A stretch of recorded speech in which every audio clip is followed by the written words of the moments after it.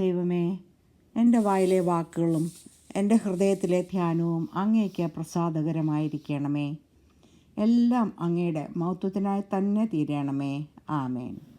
Hebrews 11 അധ്യായത്തിൽ വിശ്വാസം എന്നാൽ എന്ത് എന്നും അതിൻ്റെ പ്രായോഗിക വശങ്ങൾ പഴയ നിയമ വിശുദ്ധന്മാരുടെ സാക്ഷ്യങ്ങളിലൂടെ നമ്മെ മനസ്സിലാക്കിയ ശേഷം ആകയാൽ എന്ന് പറഞ്ഞുകൊണ്ട് ഈ 11 അധ്യായത്തോട് ബന്ധിപ്പിച്ചുകൊണ്ട് 12 അധ്യായം തുടങ്ങുന്നത്. എല്ലാവരും ഹീബ്രൂസ് 12 അധ്യായം ഓപ്പൺ ചെയ്ത് വെച്ചാൽ ഇതെനിക്ക് പറയുവാൻ വളരെ ഈസിയാണ്. ഹീബ്രൂസ് 12:1 ഒന്നാമത്തെ വാക്യം ഞാൻ വായിക്കുന്നു. ആകയാൽ നാമും സാക്ഷികളുടെ ഇത്ര വലിയൊരു സമൂഹം നമുക്ക് ചുറ്റും നിൽക്കുന്നത് കൊണ്ട് സകല ഭാരവും മുറുകെ പറ്റുന്ന പാപവും വിട്ട് നമുക്ക് മുമ്പിൽ വച്ചിരിക്കുന്ന ഓട്ടം സ്ഥിരതയോടെ ഓടുക. നീതിമാനായ ഹാബേൽ തൊട്ട് ഹാനോക്ക്, നോഹ, അബ്രഹാം, മോശ, ദാവീദ്, ശമൂവേൽ ഇങ്ങനെ വിശുദ്ധന്മാരുടെ ഒരു വലിയ നിരയെ നമ്മുടെ മുമ്പിൽ വിവരിച്ചിട്ട് ഇനിയും വിവരിക്കാൻ സമയം പോരാ എന്ന് എഴുതിയ അപ്പോസ്തലൻ ഇപ്പോൾ വിശ്വാസം മൂലം ഓട്ടം തികച്ച ഈ സാക്ഷികൾ നമുക്ക് ധൈര്യം തരുവാൻ, നമ്മുടെ ആത്മീയ ജീവിതം മുൻപോട്ട് കൊണ്ടുപോകുവാൻ ദൃഷ്ടാന്തങ്ങളാകുമെന്ന് നമുക്ക് ആഹ്വാനം തരുന്നു. സാക്ഷികളുടെ ഇത്ര വലിയൊരു സമൂഹം നമുക്ക് ചുറ്റും നിൽക്കുന്നു എന്ന് എഴുതിയത് തെറ്റിദ്ധരിക്കാനിടയുണ്ട്. എന്നാൽ ലേഖകൻ നമ്മെ പറഞ്ഞ് മനസ്സിലാക്കുന്നത്, look, you are not alone. കഷ്ടങ്ങളും നിന്ദയും ബുദ്ധിമുട്ടുകളും പീഡനവും മരണം തന്നെ ഏറ്റവർ ഈ സാക്ഷികളിൽ ഉണ്ട്. അതുകൊണ്ട് 3 കാര്യങ്ങൾ നാം ചെയ്യണം. ഒന്നാമതായി, സകല ഭാരവും വിടണം. സങ്കീർത്തനം 55:22 വാക്യത്തിൽ നാം ഇങ്ങനെ വായിക്കുന്നു: നിന്റെ ഭാരം യഹോവയുടെ മേൽ വെച്ചുകൊള്ളുക, അവൻ നിന്നെ പുലർത്തും. ദൈവാത്മാവിൽ അപ്പോസ്തലൻ വിശ്വാസത്തിൽ ബലപ്പെട്ട് നമുക്ക് മുമ്പേ കടന്നുപോയി സാക്ഷ്യം പ്രാപിച്ച വിശ്വാസവീരന്മാരെ നോക്കി, നിങ്ങളുടെ വിശ്വാസത്തെ ബലപ്പെടുത്തി നിങ്ങളുടെ ഭാരങ്ങൾ നിങ്ങൾ ദൈവത്തിൽ ഏൽപ്പിച്ച് അത് പൂർണ്ണമായും വിടുക എന്ന ആശ്വാസ വാഗ്ദാനം നൽകുന്നു. രണ്ടാമതായി, മുറുകെ പറ്റുന്ന പാപം വിടണം. എന്താണ് ഈ മുറുകെ പറ്റുന്ന പാപങ്ങൾ? ചില കാര്യങ്ങൾ പാപമാണെന്ന് നമുക്ക് അറിയാം. കോപം, അസൂയ, നുണ, ദിവ്യാഗ്രഹം, സ്വാർത്ഥത, അഹങ്കാരം, പ്രതികാരം ഇതൊക്കെ പാപമാണെന്ന് നമുക്കറിയാം. എങ്കിലും നമ്മുടെ ദൈനംദിന ജീവിതത്തിൽ ചിലപ്പോഴൊക്കെയും ഇതിൽ ചിലതൊക്കെ കടന്നു വന്നേക്കാം. മറ്റു ചില പാപങ്ങൾ പാപമാണെന്ന് നമുക്കറിയാമെങ്കിലും അതിൽ നിന്നും കിട്ടുന്ന ലോകസുഖങ്ങളിൽ നിന്നും മാറി നിൽക്കുവാൻ നമുക്ക് സാധിക്കുന്നില്ല. അത് ചിലപ്പോൾ എൻ്റർടൈൻമെൻ്റ് ആയിരിക്കാം, സെൽഫോൺ ആയിരിക്കാം, എന്തെങ്കിലും അഡിക്ഷൻ ആയിരിക്കാം. ഇങ്ങനെയുള്ള പാപങ്ങൾ ലോകയമ്പങ്ങളെയും മറ്റുള്ളവരെ കാണിക്കുവാനുള്ള പബ്ലിസിറ്റിക്ക് വേണ്ടിയുള്ള വെമ്പലും ഉപേക്ഷിക്കുക. നമ്മുടെ കർത്താവിൽ നിന്നും നമ്മെ അകറ്റുന്നതെല്ലാം പാപം തന്നെയാണ്.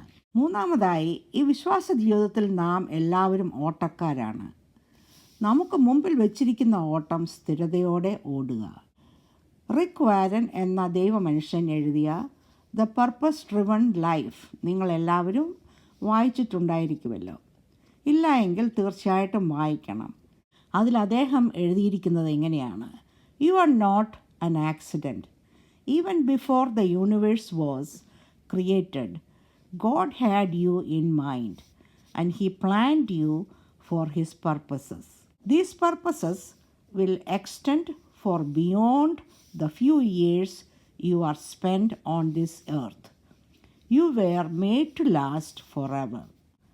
അപ്പോസ്തല പ്രവൃത്തി 20 അധ്യായം 24 വാക്യത്തിൽ അപ്പോസ്തലനായ പൗലോസ് ഇപ്രകാരം പറയുന്നു: കർത്താവായ യേശു തന്ന ശുശ്രൂഷയും തികയ്ക്കണമെന്നേ എനിക്കുള്ളൂ. നമ്മുടെ ഓരോരുത്തരുടെയും ജീവിതത്തെപ്പറ്റി ദൈവത്തിന് ഒരു ഉദ്ദേശമുണ്ട്. ഒന്നാമതായി അത് നാം മനസ്സിലാക്കണം. എൻ്റെ കർത്താവ് എന്നിൽ നിന്നും ആഗ്രഹിക്കുന്ന പ്ലാൻ എന്താണ്? രണ്ടാമതായി അത് മനസ്സിലാക്കി സ്ഥിരതയോടെ ഓടണം. ദൈവവചനത്തിലൂടെ പരിശുദ്ധാത്മാവ് നമ്മുടെ സ്ഥിരതയുള്ള ഓട്ടത്തിന് തുണ നിൽക്കും. നാം ക്ഷീണിക്കുമ്പോൾ നമ്മെ ശക്തിപ്പെടുത്തും. നാം കണ്ട പഴയ നിയമ വിശുദ്ധന്മാരുടെ സാക്ഷ്യങ്ങൾ നമ്മുടെ ക്രിസ്തീയ ജീവിതത്തിൻ്റെ ഓട്ടത്തിൽ നമുക്ക് ഉത്തേജനവും പ്രോത്സാഹനവും നൽകുന്നു. 2 തിമോത്തി 4 7 മുതൽ 8 വരെയുള്ള വാക്യങ്ങളിൽ പൗലോസ് അപ്പോസ്തലൻ ഇങ്ങനെ എഴുതിയിരിക്കുന്നു: ഞാൻ നല്ല പോർ പൊരുതി, ഓട്ടം തികച്ചു, വിശ്വാസം കാത്തു. ഇനി നീതിയുടെ കിരീടം എനിക്കായി വെച്ചിരിക്കുന്നു. അത് നീതിയുള്ള ന്യായാധിപതിയായ കർത്താവ് ആ ദിവസത്തിൽ എനിക്ക് തരും. എനിക്ക് മാത്രമല്ല, അവൻ്റെ പ്രത്യക്ഷതയിൽ പ്രിയം വെച്ച ഏവർക്കും തന്നെ. നമുക്ക് രണ്ടാമത്തെ വാക്യം വായിക്കാം. വിശ്വാസത്തിൻ്റെ നായകനും പൂർത്തി വരുത്തുന്നവനുമായ യേശുവിനെ നോക്കുക. തൻ്റെ മുമ്പിൽ വച്ചിരിക്കുന്ന സന്തോഷമോർത്ത് അവൻ അപമാനം അലക്ഷ്യമാക്കി ക്രൂശിനെ സഹിക്കുകയും ദൈവസിംഹാസനത്തിൻ്റെ വലത്ത് ഭാഗത്ത് ഇരിക്കുകയും ചെയ്തു. മൂന്നാമത്തെ വാക്യം, നിങ്ങളുടെ ഉള്ളിൽ ക്ഷീണിച്ചു മടുക്കാതിരിപ്പാൻ പാപികളാൽ തനിക്ക് നേരിട്ട ഇങ്ങനെയുള്ള വിരോധം സഹിച്ചവനെ ധ്യാനിച്ചു കൊള്ളുവിൻ. 4 വാക്യം, പാപത്തോട് പോരാടുന്നതിൽ നിങ്ങൾ ഇതുവരെ പ്രാണത്യാഗത്തോളം എതിർത്ത് നിന്നിട്ടില്ല. ഈ വിശ്വാസ ജീവിതത്തിൽ നാം എല്ലാവരും ഓട്ടക്കാരാണ്. കർത്താവായ യേശുക്രിസ്തു വിശ്വാസത്തിൻ്റെ പാത നമുക്ക് കാണിച്ചു തന്നു. പാപത്തിൽ നിന്നും ശാപത്തിൽ നിന്നും നമ്മെ വീണ്ടെടുത്ത് അപമാനം അലക്ഷ്യമാക്കി ക്രൂശിനെ സഹിച്ച് നമ്മുടെ രക്ഷയുടെ സന്തോഷത്തിലേക്ക് നടത്താൻ യേശു ദൈവത്തിൻ്റെ വലത്ത് ഭാഗത്ത് നമുക്കായി പക്ഷപാതം ചെയ്യുന്നു. Praise the Lord. ക്രിസ്തീയ ജീവിതത്തിൽ കഷ്ടങ്ങളും പ്രയാസങ്ങളും പീഡകളും പരീക്ഷണങ്ങളും എല്ലാം ഉണ്ട്. ക്രിസ്തു സഹിച്ചതും കടന്നുപോയതുമായ സാഹചര്യങ്ങളൊക്കെ തന്നെയാണ് നാമും അഭിമുഖീകരിക്കുന്നത്. എന്നാൽ ക്ഷീണിച്ച് മടുത്തു പോകാതെ നാം അതിൽ വിശ്വാസത്താൽ ജയം കൊണ്ട് ക്രിസ്തുവിനെ ധ്യാനിക്കുവാൻ ഇവിടെ ലേഖകൻ നമ്മെ ആഹ്വാനിക്കുന്നു. ക്രിസ്തു പാപത്തോട് പോരാടി ജയിച്ചു. തൻ്റെ ജീവൻ കൊടുത്ത് നമ്മുടെ രക്ഷ വിലയ്ക്ക് വാങ്ങി. വിശ്വാസത്തിൻ്റെ നായകനും പൂർത്തി വരുത്തുന്നവനുമായി പിതാവിൻ്റെ വലത്ത് ഭാഗത്ത് നമുക്കായി പക്ഷപാതം ചെയ്യുന്നു. സ്തോത്രം. 5 വാക്യം, മകനെ, കർത്താവിൻ്റെ ശിക്ഷ നിരസിക്കരുത്. അവൻ ശാസിക്കുമ്പോൾ മുഷിയുകയുമരുത്. 6 വാക്യം, കർത്താവ് താൻ സ്നേഹിക്കുന്നവരെ ശിക്ഷിക്കുന്നു, താൻ കൈക്കൊള്ളുന്ന ഏത് മകനെയും തല്ലുന്നു എന്നിങ്ങനെ മക്കളോട് എന്ന പോലെ നിങ്ങളോട് സംവാദിക്കുന്ന പ്രബോധനം നിങ്ങൾ മറന്ന് കളഞ്ഞുവോ? 7 വാക്യം, നിങ്ങൾ ബാലശിക്ഷ സഹിച്ചാൽ ദൈവം മക്കളോട് എന്ന പോലെ നിങ്ങളോട് പെരുമാറുന്നു. അപ്പൻ ശിക്ഷിക്കാത്ത മകൻ എവിടെയുള്ളൂ? 8 വാക്യം, എല്ലാവരും പ്രാപിക്കുന്ന ബാലശിക്ഷ കൂടാതെ ഇരിക്കുന്നു എങ്കിൽ നിങ്ങൾ മക്കളല്ല, കൗലടയന്മാരത്രേ. 5 വാക്യത്തിൽ നാം വായിക്കുന്നത് പ്രോവേർബ്സ് 3 11 മുതൽ 12 വരെയുള്ള കൊട്ടേഷൻസാണ്. 6 വാക്യം വെളിപ്പാട് 3 19 വാക്യത്തിൻ്റെ കൊട്ടേഷനാണ്. ഒരു വിശ്വാസിക്ക് കഷ്ടത വരുന്നത് എന്തുകൊണ്ടാണ് എന്ന ചോദ്യം നാം സാധാരണ കേൾക്കുന്ന ഒരു ചോദ്യമാണ്. ഇതിന് പല കാരണങ്ങൾ ദൈവവചനത്തിൽ നിന്നും നമുക്ക് മനസ്സിലാക്കാം. ഇത് ഇപ്പോഴത്തെയോ കഴിഞ്ഞ കാലത്തെയോ പാപത്തിൻ്റെ ശിക്ഷയായിരിക്കാം. സത്യത്തിനും നീതിക്കും നിലകൊള്ളുന്നത് കൊണ്ടായിരിക്കാം. ജീവിതത്തിലെ ചില തെറ്റായ വഴികൾ ശരിയാക്കുവാൻ വേണ്ടി ആയിരിക്കാം. വിശ്വാസം കാത്തുകൊള്ളുന്നതിന് വേണ്ടി ആയിരിക്കാം. എന്നാൽ ഈ 4 വാക്യങ്ങളിൽ നാം കാണുന്നത് വളരെ വ്യത്യസ്തമായ ഒരു കാരണമാണ്.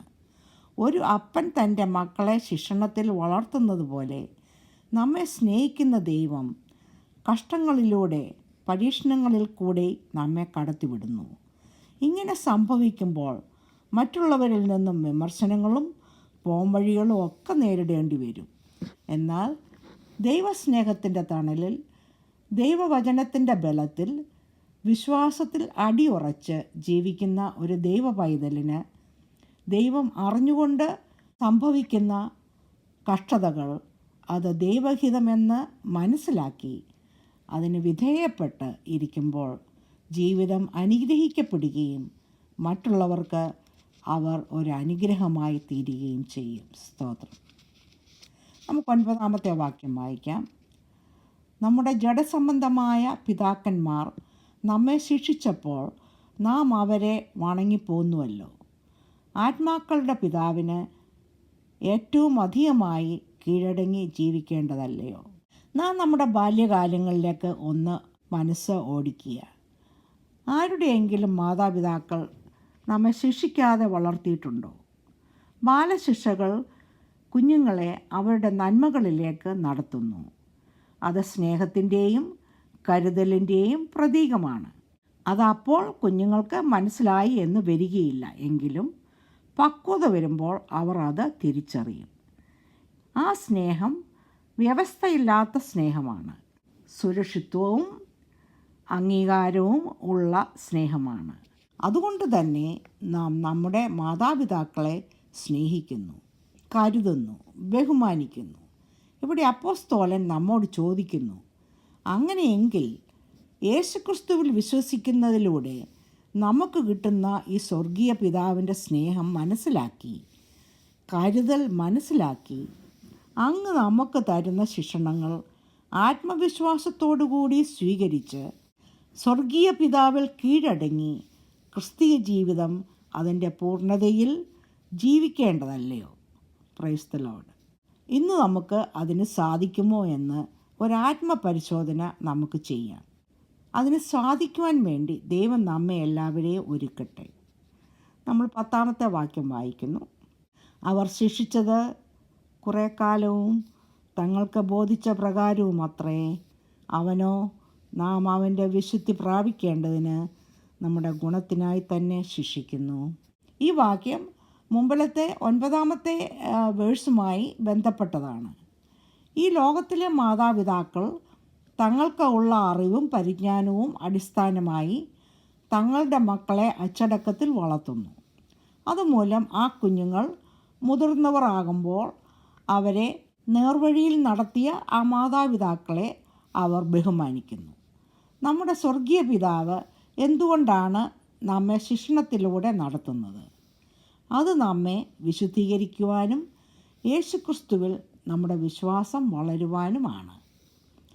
നമ്മുടെ പ്രതിസന്ധികൾ ദൈവത്തിങ്കലേക്ക് നാം കൂടുതൽ ആശ്രയിക്കുവാനും ദൈവത്തിൻ്റെ കൂട്ടായ്മയിൽ നാം കൂടുതൽ വളരുവാനും ദൈവത്തിന് നമ്മെക്കുറിച്ചുള്ള ഉദ്ദേശം നമ്മുടെ ജീവിതത്തിൽ പ്രായോഗികമാക്കുവാനുമാണ്. നമുക്ക് 11-ാമത്തെ വാക്യം വായിക്കാം. ഏത് ശിക്ഷയും തൽക്കാലം സന്തോഷകരമല്ല, ദുഃഖകരമത്രയെന്ന് തോന്നും. പിന്നത്തേതിലോ അതിനാൽ അഭ്യാസം വന്നവർക്ക് നീതി എന്ന സമാധാന ഫലം ലഭിക്കും. ഇവിടെ അഭ്യാസം എന്ന പറഞ്ഞിരിക്കുന്നത് ഒരു ഗ്രീക്ക് വേർഡിൽ നിന്നും എടുത്തിട്ടുള്ളതാണ്. അതിൻ്റെ അർത്ഥം വിഗറസ് എക്സസൈസ് എന്നാണ്. ഒരു ആത്ലീറ്റ് എത്രമാത്രം കഷ്ടപ്പെട്ട് ട്രെയിനിങ് ചെയ്താൽ മാത്രമേ വിജയത്തിലേക്ക് അവനെ എത്തിക്കുകയുള്ളൂ എന്ന് നമുക്കറിയാം. ഇവിടെ പരിശുദ്ധാത്മാവ് ഒരു വലിയ സത്യം നമ്മെ പഠിപ്പിക്കുകയാണ്. ജീവിതം സന്തോഷവും സമാധാനവും പ്രൗഢിയും പ്രൊഡക്റ്റീവും ആയിരിക്കണമെന്ന് സാധാരണ നാം എല്ലാവരും ആഗ്രഹിക്കുന്നു. അത് വളരെ മാനുഷികമായ ഒരു ചിന്തയായിരിക്കാം. അതിൻ്റെ അവസാനം നമുക്ക് സന്തോഷവും സമാധാനവും കിട്ടുന്നില്ല എന്ന് ലോകത്തിലെ പലരുടെയും ജീവിതത്തിൽ നിന്നും നാം മനസ്സിലാക്കിയിട്ടുണ്ടല്ലോ. എന്നാൽ ഇതിനപ്പുറമായി ദൈവം നമ്മിൽ നിന്നും ആഗ്രഹിക്കുന്നത് ആത്മീയമായ അനുഗ്രഹങ്ങളും നീതിയുടെ സമാധാനവും നാം അനുഭവിക്കുന്നത് കാണുവാൻ വേണ്ടിയാണ്. മിന്നുന്നത് എല്ലാം പൊന്നല്ല എന്ന നമ്മുടെ ഒരു പഴഞ്ചൊല്ല് ഉണ്ടല്ലോ. Our Lord knows what is best for our life.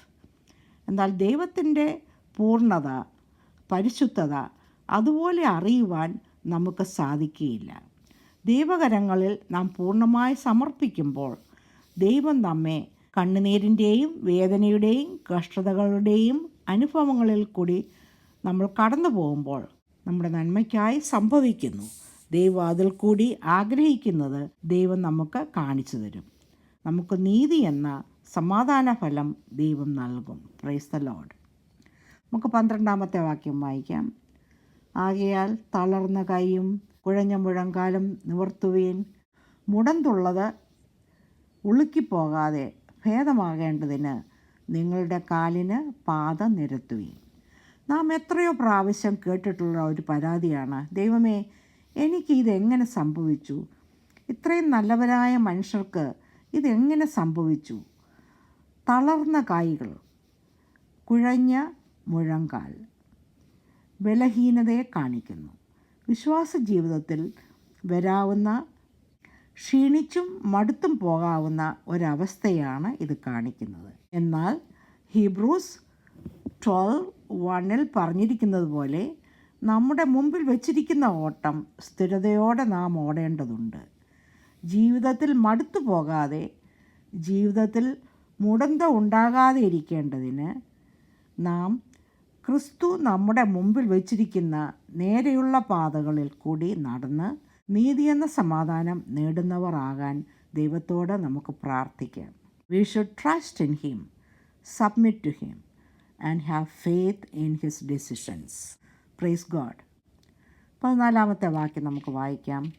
എല്ലാവരോടും സമാധാനം ആചരിച്ച് ശുദ്ധീകരണം പ്രാപിപ്പാൻ ഉത്സാഹിപ്പീൻ. ശുദ്ധീകരണം കൂടാതെ ആരും കർത്താവിനെ കാണുകയില്ല. ഇവിടെ വളരെ സിമ്പിളായ 2 കാര്യങ്ങളാണ് നാം മനസ്സിലാക്കുന്നത്. ഒന്നാമതായി, നമ്മുടെ ജീവിതം കർത്താവിൻ്റെ വിശുദ്ധിക്ക് ചേർന്നതായിരിക്കണം. നമ്മുടെ പ്രവൃത്തികൾ, ചിന്തകൾ, വാക്കുകൾ കർത്താവിൻ്റെ വിശുദ്ധിക്ക് ചേർന്നതായിരിക്കണം. ശുദ്ധീകരണമില്ലാതെ നമുക്ക് ദൈവസന്നിധിയിൽ പ്രവേശിക്കുവാൻ സാധിക്കുകയില്ല. രണ്ടാമതായി, എല്ലാവരോടും സമാധാനം പാലിക്കുക. ക്രിസ്തീയ ജീവിതത്തിൽ നമ്മോടുകൂടി ഓടുന്ന മറ്റ് വളരെയധികം ആളുകളുണ്ട്. അവർ നമ്മുടെ സഭയിലായിരിക്കുകയില്ല. നമ്മുടെ ആചാരങ്ങളിലും വിശ്വാസങ്ങളിലും വ്യത്യാസം കണ്ടേക്കാം. എന്നാൽ റോമൻസ് 5-ാം-അധ്യായം 1-ാമത്തെ നാം ഇങ്ങനെ വായിക്കുന്നു: വിശ്വാസത്താൽ നീതീകരിക്കപ്പെട്ടിട്ട് നമ്മുടെ കർത്താവായ യേശുക്രിസ്തു മൂലം നമുക്ക് ദൈവത്തോട് സമാധാനമുണ്ട്. നമുക്ക് 15-ാമത്തെ വാക്യം വായിക്കാം. ആരും ദൈവകൃപ വിട്ട് പിന്മാറുകയും വല്ല കയ്പുള്ള വേരും മുളച്ച് കലക്കമുണ്ടാക്കി അനേകർ അതിനാൽ മലിനപ്പെട്ടു. ഇവിടെ പിന്മാറുക എന്ന വാക്ക് ഉപയോഗിച്ചിരിക്കുന്നത് ദൈവകൃപയിൽ നിന്നുമുള്ള പിന്മാറ്റമാണ്. വിശ്വാസത്യാഗം അല്ല ഉദ്ദേശിച്ചിരിക്കുന്നത്. ഇങ്ങനെയുള്ളവരെ ദൈവാത്മാവ് വിളിക്കുന്നത് റൂട്ട് ഓഫ് ബിറ്റർനെസ്, കയ്പുള്ള വേര് എന്നാണ്. ഡ്യൂട്രോണമി 29:18 വാക്യത്തിൽ നിന്നുമുള്ള ഒരു റെഫറൻസാണ് ഇത്. ഒരു സഭാവിശ്വാസിക്ക് ഉള്ള വാണിംഗ് ആണ് ഇത്. പിന്മാറ്റക്കാർ വിവാദം സൃഷ്ടിക്കുകയും കുഴപ്പക്കാരും ദൂഷണം പറയുന്നവരുമാണ്. ദൈവകൃപയിൽ സമ്പന്നരാകണമെന്നാണ് ദൈവം നമ്മളിൽ നിന്നും ആഗ്രഹിക്കുന്നത്. നമുക്ക് 16-ാമത്തെ വാക്യം വായിക്കാം. ആരും ദുർനടപ്പുകാരോ ഒരു ഊണിന് ജ്യേഷ്ഠാവകാശം വിറ്റുകളഞ്ഞ ഏശാവിനെ പോലെ അഭക്തനോ ആയിത്തീരുകയും ചെയ്യാതിരിപ്പാൻ കരുതിക്കൊള്ളുവീൻ. ഏശാവ് പിന്മാറ്റത്തിലേക്ക് പോകുന്ന ഒരു സഭാവിശ്വാസിക്ക് ഉള്ള ഒരു വാണിംഗ് ആണ്. നമുക്ക് 17-ാമത്തെ വാക്യം വായിക്കാം. അവർ പിന്നത്തേതിൽ അനുഗ്രഹം പ്രാപിപ്പാൻ ആഗ്രഹിച്ചിട്ട് കണ്ണുനീരോടെ അപേക്ഷിച്ചിട്ടും തള്ളപ്പെട്ടു, മാനസാന്തരത്തിന് ഇട കണ്ടില്ല എന്ന് നിങ്ങൾ അറിയുന്നുവല്ലോ. ആത്മീയ നന്മകളുടെ ജീനിയോളജി, ക്രിസ്തുവിലെ വംശാവലി ഏശാവ് നിസ്സാരമാക്കിയത് കേവലം ഒരു പാത്രം പായസത്തിനു വേണ്ടിയാണ്. ഇവിടെ ഏശാവിനെ അഭക്തൻ എന്ന് വിളിക്കുന്നു. യാക്കോബിന് താൻ കൊടുത്ത അനുഗ്രഹം ഒരു വംശാവലിയുടെ അനുഗ്രഹമായിരുന്നു. അത് അബ്രഹാമിന് ദൈവം കൊടുത്ത അനുഗ്രഹമായിരുന്നു എന്ന് ഇസാക്കിന് നല്ലതുപോലെ അറിയാമായിരുന്നു. അതുകൊണ്ട് തന്നെ ഏശാവിൻ്റെ അനുതാപം ഭൗമിക ലൗകിക അനുഗ്രഹങ്ങൾ നഷ്ടമായി എന്ന കാരണത്താൽ ആയിരുന്നു. അത് മാനസാന്തരത്തിന് ഇട കാണുവാൻ പറ്റിയില്ല. എന്നാൽ വിശ്വാസത്തിൻ്റെ ഉറപ്പോടെ നമുക്ക് നമ്മുടെ അനുഗ്രഹങ്ങൾ പ്രാപിക്കുവാൻ നമ്മളെ ഓരോരുത്തരെയും ഒരുക്കാം. 18-ാമത്തെ വാക്യം നമുക്ക് വായിക്കാം. സ്ഥൂലമായതും തീ കത്തുന്നതുമായ പർവ്വതത്തിനും മേഘതമസ്, കൂരിരുട്ട്, കൊടുങ്കാറ്റ്, കാഹളനാദം, വാക്കുകളുടെ ശബ്ദം എന്നിവയ്ക്കും അടുക്കലല്ലോ നിങ്ങൾ വന്നിരിക്കുന്നത്. 19 ആ ശബ്ദം കേട്ടവർ ഇനി ഒരു വചനവും തങ്ങളോട് പറയരുതേ എന്ന് അപേക്ഷിച്ചു. 20 ഒരു മൃഗമെങ്കിലും പർവ്വതം തൊട്ടാൽ അതിനെ കല്ലെറിഞ്ഞു കൊല്ലേണമെന്നുള്ള കൽപ്പന അവർക്ക് സഹിച്ചുകൂടാഞ്ഞു. 21 ഞാൻ അത്യന്തം പേടിച്ചു വിറയ്ക്കുന്നു എന്ന് മോശയും പറയത്തക്കവണ്ണം ആ കാഴ്ച ഭയങ്കരമായിരുന്നു. എക്സോഡസ് 19 9 മുതൽ 20 വരെയുള്ള പഴയ നിയമം മോശയിലൂടെ ഇസ്രായേൽ മക്കൾക്ക് കൊടുത്ത സംഭവമാണ് ഇവിടെ നാം വായിക്കുന്നത്. അത് ഭയങ്കരമായിരുന്നത് മൂലം മോശ പോലും ഞാൻ അത്യന്തം പേടിച്ചു വിറയ്ക്കുന്നുവെന്ന് ആവർത്തന പുസ്തകം 9-ാം അധ്യായം 19-ാമത്തെ വാക്യത്തിൽ നാം വായിക്കുന്നുണ്ട്. ദൈവസാന്നിധ്യം വിശുദ്ധിയുള്ളതാണ്. മനുഷ്യരുടെ അശുദ്ധിക്ക് അവിടെ സ്ഥാനമില്ല. എന്നാൽ ഇപ്പോൾ കൃപയുടെ കാലമാണ്. പഴയ നിയമവും പുതിയ നിയമവും തമ്മിലുള്ള വ്യത്യാസമാണ് നാം ഇവിടെ കാണുന്നത്. നമുക്ക് 22-ാമത്തെ വാക്യം വായിക്കാം. പിന്നെയോ സിയോൻ പർവ്വതത്തിനും ജീവനുള്ള ദൈവത്തിൻ്റെ നഗരമായ സ്വർഗീയ യെരൂശലേമിനും അനേകായിരം ദൂതന്മാരുടെ സർവ്വസംഘത്തിനും സ്വർഗത്തിൽ പേരെഴുതിയിരിക്കുന്ന ആദിജാതന്മാരുടെ സഭയ്ക്കും എല്ലാവരുടെയും ദൈവമായ ന്യായാധിപതിക്കും സിദ്ധന്മാരായ നീതിമാന്മാരുടെ ആത്മാക്കൾക്കും പുതുനിയമത്തിൻ്റെ മധ്യസ്ഥനായ യേശുവിനും ഹാബേലിൻ്റെ രക്തത്തേക്കാൾ ഗുണകരമായി സംസാരിക്കുന്ന പുണ്യരക്തത്തിനും അടുക്കലത്രേ നിങ്ങൾ വന്നിരിക്കുന്നത്. 18 മുതൽ 21 വരെയുള്ള വാക്യങ്ങളിൽ ന്യായപ്രമാണം ലഭിച്ചപ്പോൾ സംഭവിച്ച സീനായി മലയിലെ ഭയങ്കരമായ സീനുകൾ വിവരിച്ച ശേഷം ഇതാ 22 മുതൽ 24 വരെയുള്ള വാക്യങ്ങളിൽ ജീവനുള്ള ദൈവത്തിൻ്റെ നഗരമായ സ്വർഗീയ യെരൂശലേമിലേക്ക് നമ്മെ കൂട്ടിക്കൊണ്ടുപോകുന്നു. അവിടെ നാം എന്താണ് കാണുന്നത്? ഒന്നാമതായി അനേകായിരം ദൂതന്മാരുടെ സർവസംഘം. രണ്ടാമതായി സ്വർഗത്തിൽ പേരെഴുതിയിരിക്കുന്ന ആദിജാതന്മാരുടെ സഭ. ഇവിടെ ആദിജാതന്മാരുടെ സഭ എന്ന് ഉദ്ദേശിച്ചിരിക്കുന്നത് കർത്താവായ യേശുക്രിസ്തു മൂലം സ്വർഗത്തിലേക്ക് ചേർക്കപ്പെട്ട വീണ്ടും ജനിച്ച അനുഭവം പ്രാപിച്ച ആദിജാതന്മാരാണ്.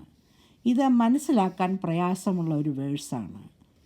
ജെയിംസ് 1:18 വായിച്ചാൽ ഇത് നമുക്ക് വ്യക്തമാകും. നാം അവൻ്റെ സൃഷ്ടികളിൽ ഒരുവിധം ആദ്യഫലമാകേണ്ടതിന് അവൻ തൻ്റെ ഇഷ്ടം ഹേതുവായി സത്യത്തിൻ്റെ വചനത്താൽ നമ്മെ ജനിപ്പിച്ചിരിക്കുന്നു. സ്വർഗത്തിൽ പേരെഴുതിയിരിക്കുന്ന അവകാശം ലഭിച്ച നിത്യജീവങ്കിലേക്ക് കടന്നു വന്ന ആദിജാതന്മാരുടെ ഒരു വലിയ സമൂഹം. മൂന്നാമതായി എല്ലാവരുടെയും ദൈവമായ ന്യായാധിപതിയായ പിതാവായ ദൈവം. നാലാമതായി ലോകത്തിൻ്റെ പാപങ്ങൾക്കായി ദൈവത്തിൻ്റെ പുത്രനായ ക്രിസ്തു മരിച്ചപ്പോൾ വീണ്ടെടുത്ത പഴയ നിയമ വിശ്വാസികൾ. ഇവരെയാണ് ഇവിടെ സിദ്ധന്മാരായ നീതിമാന്മാർ എന്ന് റെഫർ ചെയ്യുന്നത്. അഞ്ചാമതായി പുതിയ നിയമത്തിൻ്റെ മധ്യസ്ഥനായ ക്രിസ്തു.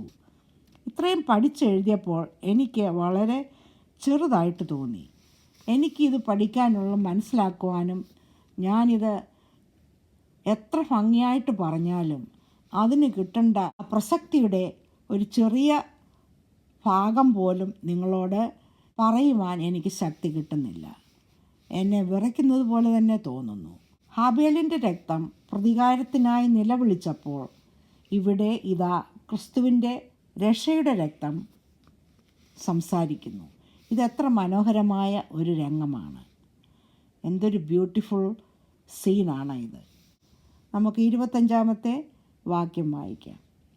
അരുളി ചെയ്തവനെ നിരസിക്കാതിരിപ്പാൻ നോക്കുവീൻ. ഭൂമിയിൽ അരുളി ചെയ്തവനെ നിരസിച്ചവർ തെറ്റി ഒഴിയാതെയിരുന്നുവെങ്കിൽ സ്വർഗത്തിൽ നിന്ന് അരുളി ചെയ്തവനെ നാം വിട്ടുമാറിയാൽ എത്രയധികം.